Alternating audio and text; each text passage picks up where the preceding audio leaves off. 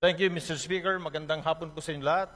I'd like to find out if the good congressman from ACT Party List would like to answer some of my questions regarding his privileged speech.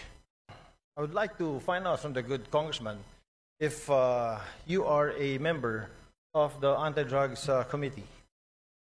No, I am not, my distinguished colleague. I am not a member of any committee right now since I am part of the deputy majority group, Mr. Speaker. And if you are a what were you again, Mr. Speaker? Deputy Majority Floor Leader, Mr. Speaker. Deputy Majority Floor Leader. I'm very sure, Mr. Speaker, that you know very well that the Committee on Anti-Drugs is very active on RA 9165.